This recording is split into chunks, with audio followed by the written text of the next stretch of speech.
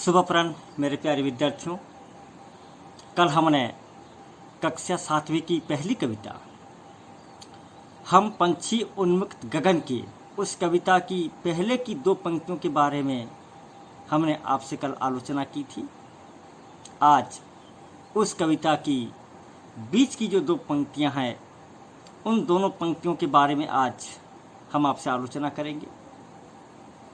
कविता है हम पंछी उन्मुक्त गगन के, जिसके कवि हैं शिव मंगल सिंह सुमन।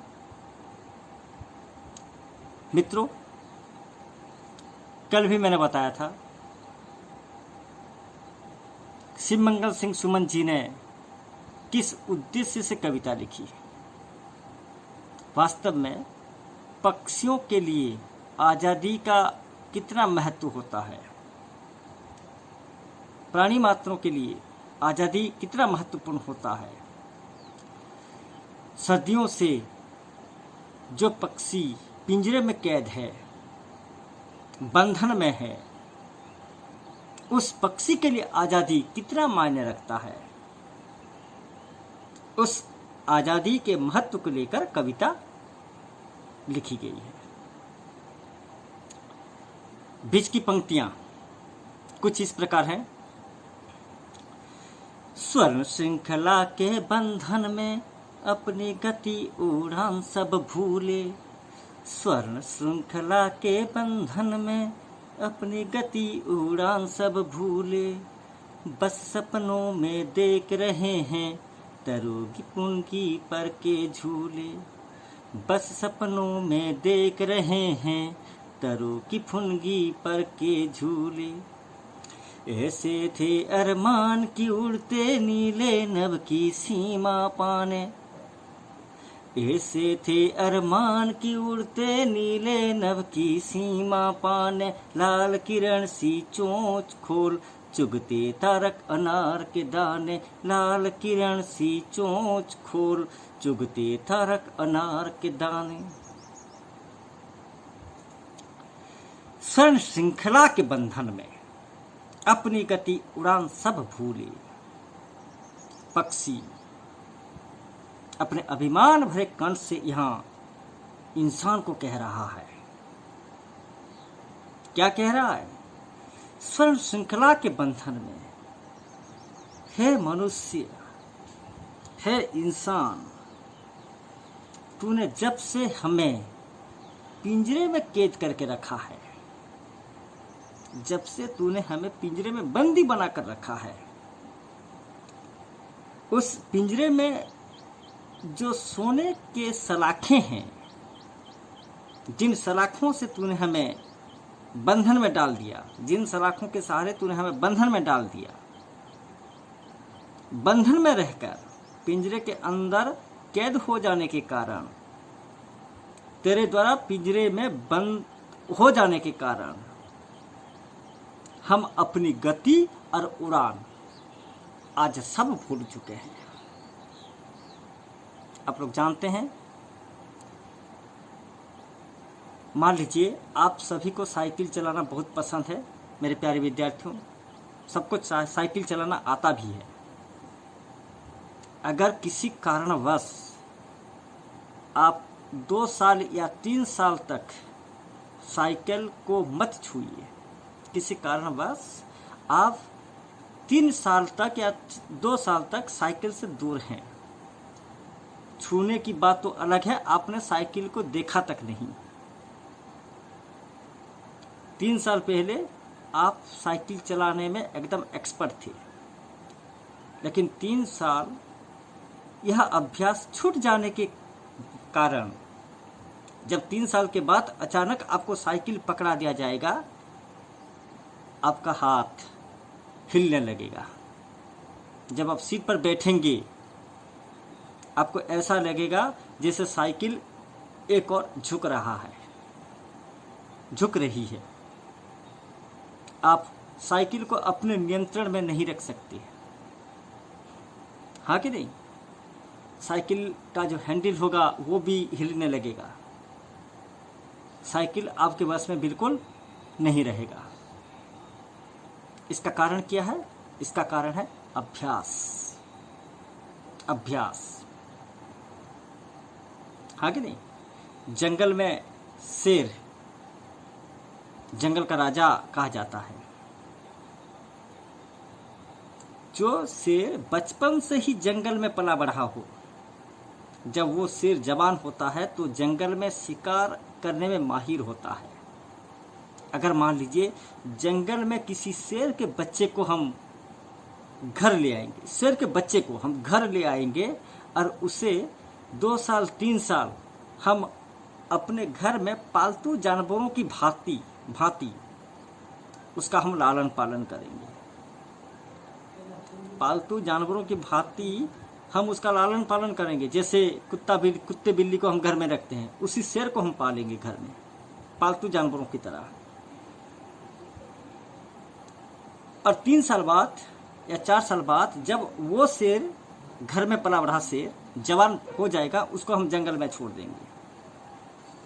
आपको क्या लगता है, जो शेर बचपन से जंगल में पला बढ़ा है, 4 साल 5 साल के बाद जवान बन जाने के बाद वो शेर जिस प्रकार शिकार करने में माहिर है, क्या घर में पला बढ़ा शेर को जब हम जंगल में छोड़ देंगे वही भी उसी जंगली शेर की तरह शिकार कर पाएगा? नहीं, क्योंकि घर में पलने बढ़ने के कारण जंगल में शिकार करने की आदत उसकी नहीं होगी। वो शेर तो है, लेकिन जंगली शेरों का जो हुनर होता है वही हुनर इसमें नहीं है। और जवान होने के बाद 3 साल के बाद जब इस शेर को हम भेज देंगे जंगल, तो वहां जंगली कुत्ते इसे मार के खा जाएंगे। ये नाम का शेर है, लेकिन शेर के पास जो हुनर होना चाहिए, जो शक्ति होनी चाहिए, शिकार करने का जो कौशल होना चाहिए, घर में पले बढ़े शेर के पास वो सब देखने को नहीं मिलता। यह है अभ्यास की कमी के कारण। जब पक्षी आसमान में उड़ रहे होते हैं, वे उत्साहित होते हैं, उनमें एक अपूर्व जोश देखने को मिलता है। आनंदित मन से उत्साहित होकर एक अपूर्व जोश के साथ वे आसमान में ऊंचाई तक उड़ान भरते हैं, और ऊंचाई तक उड़ान भरने की क्षमता उनके अंदर होती है। जो पक्षी आसमान की ऊंचाइयों को नापने की क्षमता रखता है, उसी पक्षी को अगर हम ले आकर सालों तक पिंजरे में कैद करके रखेंगे तो उसकी हालत क्या होगी? धीरे धीरे पिंजरे में बंद होकर रहने के कारण धीरे धीरे वह अपनी उड़ान भूल जाएगा। जिस गति में वह आसमान में उड़ रहा होगा, धीरे धीरे या जोर से तीव्र गति में उड़ रहा हो या धीरे धीरे उड़ रहा हो, चाहे उसकी गति जो भी हो, वह उड़ने की गति भी भूल जाएगा। पिंजरे में कैद हो जाने के कारण और कई सालों तक आसमान में न उड़ सकने के कारण पक्षी अपनी उड़ान भूल जाता है। उड़ने की जो गति होती है, उस गति को वह भूल जाता है, जिस पर उसका अधिकार है। इंसान उसे पिंजरे में कैद करके उसके अधिकारों को छीन लेता है। आप पिंजरे के अंदर वह कैद पक्षी बेचारा लाचार ही है। मान लीजिए उसका जो मन, वो मन मर गया है, उसकी जो इच्छाएं, उसकी जो अभिलाषाएं, सारी की सारी अभिलाषाएं, सारी की सारी इच्छाएं मानो आज मर गई है। वह पिंजरे के अंदर बंद है, निराश है, दुखित है, उदास है। और ऐसी स्थिति में उसके पास सपने देखने के अलावा और कोई चारा है ही नहीं। क्या कहता है पक्षी? बस सपनों में देख रहे हैं। पिंजरे के अंदर गुमसुम बैठकर, उदास बैठकर वह सिर्फ सपना ही देख सकता है। और वह किस प्रकार का सपना? तरु की फुनगी पर के झूले। तरु मतलब पेड़, वृक्ष। फुनगी किसी भी पेड़ की जो सबसे ऊंची टहनी का सिरा होता है, सबसे ऊंची टहनी, सबसे ऊंची डाल, उसी डाल में पक्षी अक्सर अपना घोंसला बनाता है। पेड़ की ऊंची टहनी पर, ऊंची डाल पर वह अपना घोंसला बनाता है, बसेरा बनाता है। और उसी घोंसले में बैठकर, उसी घोंसले में बैठकर, टहनी में घोंसला लटका हुआ है, टहनी में ही उसने अपना घोंसला बनाया है। और उसी घोंसले में बैठकर उड़ने का जो मजा, उड़ने का जो आनंद, वह आनंद एक पक्षी को कोई नहीं दे सकता। आज इंसान उसे, उसी आनंद को छीन लिया है। जिस पर उसका अधिकार है, उसी अधिकार को इंसान ने छीन लिया। वो जिस आनंद का अधिकारी था, उसका आनंद उससे आज इंसान ने छीन लिया। पक्षी बेचारा पिंजरे के अंदर लाचार बैठकर सिर्फ सपना देख रहा है। उसे लग रहा है जैसे मैंने सालों पहले ऊंची डाल पर अपना घोंसला बनाकर ऐसे झूल रहा था, लेकिन अब उसी ऊंची डाल पर अपने घोंसले पर झूला बनाना और उसी झूले में झूलना शायद मेरे लिए अब सपना बनकर रह गया। यानी उसका जो सपना है, उसके सपने को भी इंसान साकार होने नहीं दिया। यह पक्षी अभिमान भरे कंठ से, दुखित मन से इंसान को कह रहा है। उसके बाद की पंक्ति, ऐसे थे अरमान की उड़ते, नीले नभ की सीमा पाने। मेरे प्यारे विद्यार्थियों, मैं आप लोगों को बताता हूं, प्रत्येक इंसान के जीवन में कोई ना कोई लक्ष्य जरूर होता है। पढ़ लिख करके कोई बड़ा आदमी बनना चाहता है, कोई अच्छा इंसान बनना चाहता है, कोई डॉक्टर बनना चाहता है, कोई इंजीनियर बनना चाहता है, तो कोई प्रोफेसर बनना चाहता है, कोई साइंटिस्ट बनना चाहता है। हर एक इंसान के जीवन में कोई ना कोई लक्ष्य निश्चित रूप से होता है। और उन लक्ष्यों को पूरा करने के लिए वे लग जाते हैं। और जब तक इंसान अपने लक्ष्यों को, अपने जीवन के महान उद्देश्यों को पूरा नहीं कर लेता, तब तक उसे कोई सुकून नहीं मिलता। तो क्या सिर्फ इंसानों का लक्ष्य होता है? सिर्फ इंसानों के जीवन में लक्ष्य होता है? क्या पशु पक्षियों के जीवन का कोई महत्व नहीं है? क्या पशु पक्षियों के जीवन का कोई महान उद्देश्य नहीं होता? क्या महान लक्ष्य नहीं होता?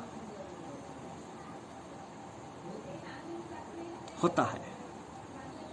एक पक्षी होने के नाते उसके जीवन का सबसे बड़ा लक्ष्य होता है कि वह आसमान की ऊंचाई में जाकर उड़े। और ऊंचाई में उड़ते उड़ते आसमान को छू।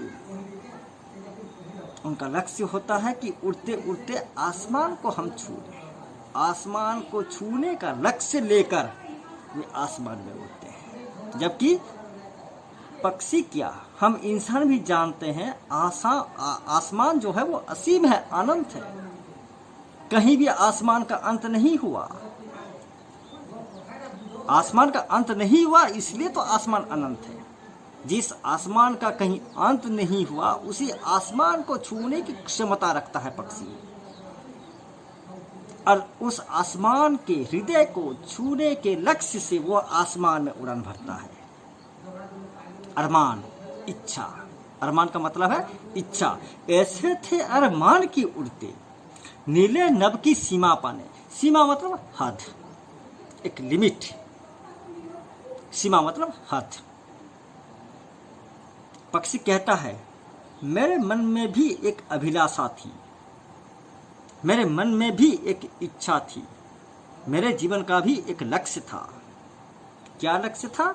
आसमान की ऊंचाइयों में उड़ना, आसमान की ऊंचाई को नापना, आसमान उड़ते उड़ते आसमान के हृदय को छूना, उसके जीवन का परम लक्ष्य था। नीले नभ, नीला आकाश, आसमान कैसा है? नीला है। तो पक्षी यहाँ अभिमान पूर्वक अपने अरमानों को जाहिर करते हुए इंसान को कह रहा है कि असीम आकाश की ऊंचाइयों को नापने का मेरे जीवन का महान लक्ष्य था, महान उद्देश्य था। अरे रे इंसान, उस लक्ष्य को हासिल करने से पहले ही तूने मेरे अरमानों को मार दिए, तूने मेरी इच्छाओं को मार दी, मुझे तूने पिंजरे में कैद करके रख दिया। और पिंजरे में कैद होकर रह जाने के कारण मेरी सारी की सारी इच्छाएं मर गई। उसकी और क्या इच्छा थी? पक्षी की इच्छा थी कि वह उड़ते उड़ते नीले आसमान की ऊंचाई में जा पहुंचे और लाल किरण सी चोंच को, लाल किरण, यहाँ लाल किरण का मतलब क्या है? आप लोग अरुणोदय जानते हैं, अरुणोदय, अरुण सूरज को कहते हैं, हाँ कि नहीं?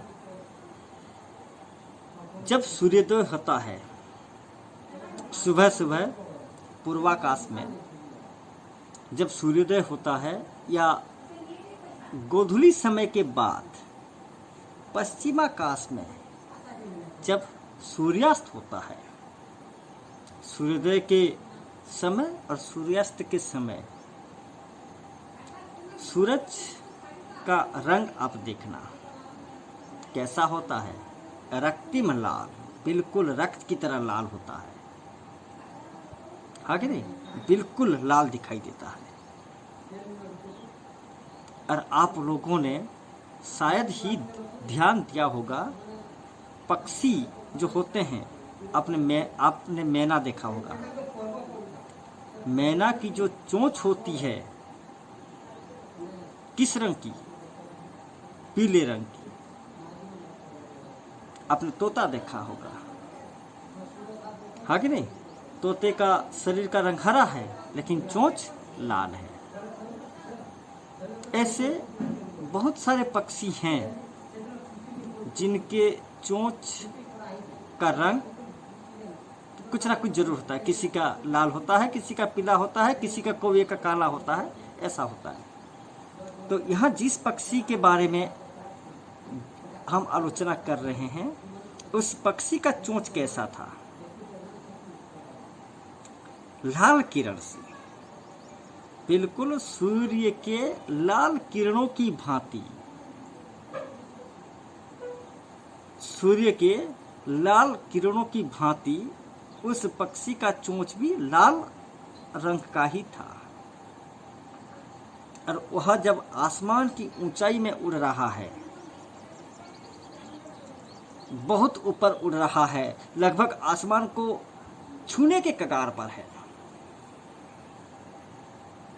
ठीक है, तब उसने देखा कि आसमान में जो तारे टिमटिमा रहे हैं, आसमान में जो तारे टिमटिमा रहे हैं, वे तारे उस पक्षी को कैसे नजर आते हैं? बिल्कुल अनार के दानों की भांति। अनार, आपने देखा होगा, अनार खाया भी होगा, हाँ कि नहीं? बिल्कुल अनार के दाने लाल रंग के होते हैं, अनार के दाने बिल्कुल लाल रंग के होते हैं। उस वक्त आसमान की ऊंचाइयों में पक्षी देखता है कि आसमान में टिमटिमाने वाले तारे उसे अनार के दानों की भांति प्रतीत होते हैं। यहाँ तारों को अनार के दानों के साथ तुलना की गई है। आसमान में जो तारे टिमटिमा रहे हैं वह बिल्कुल अनार के दानों की भांति दिखाई दे रहे हैं। एक तो उसके जीवन का प्रमुख लक्ष्य था कि आसमान की ऊंचाइयों को मापना, आसमान के हृदय को छूना। दूसरा उसका मुख्य लक्ष्य था कि आसमान की ऊंचाई में होते हुए अपनी लाल किरण जैसी चोंच खोलकर आसमान में टिमटिमाने वाले अनार के दानों जैसे तारों को वह चुगना चाहता है। ठीक है, अपने लाल किरण से चोंच, लाल रंग का चोंच खोलकर आसमान में जो तारे टिमटिमा रहे हैं, जो बिल्कुल अनार के दानों की भांति दिखाई देते हैं, उन अनार के दाने रूपी उन टिमटिमाने वाले तारों को अपने चोंच पर खूंट कर खाने की उसकी अभिलाषा होती है। वह चाहता है कि मैं उन तारे रूपी दानों को और दाने रूपी तारों को मैं खूंट कर खाऊं। लेकिन उसकी ये इच्छा पूरी होने से पहले ही उसकी सारी इच्छाएं मर जाती हैं। और उसकी सारी इच्छाओं को कौन मारता है? इंसान। कैसे मारता है? अपनी इच्छाओं को पूरा करने से पहले ही इंसान उसे पिंजरे में बंद कर देता है। ये थी आज की 2 पंक्तियाँ। आप लोग इन पंक्तियों को घर में पढ़िए। मैं जो वीडियो भेज रहा हूँ, आप उस वीडियो को भी बार बार देखिए, समझने की कोशिश कीजिए। ना समझ में आए तो अगली बार मुझे व्हाट्सएप में अपनी शंकाओं को दूर करने के लिए पूछिए। मैं कल आखिरी जो 2 पंक्तियां हैं, उन दोनों पंक्तियों को मैं कल समझाऊंगा।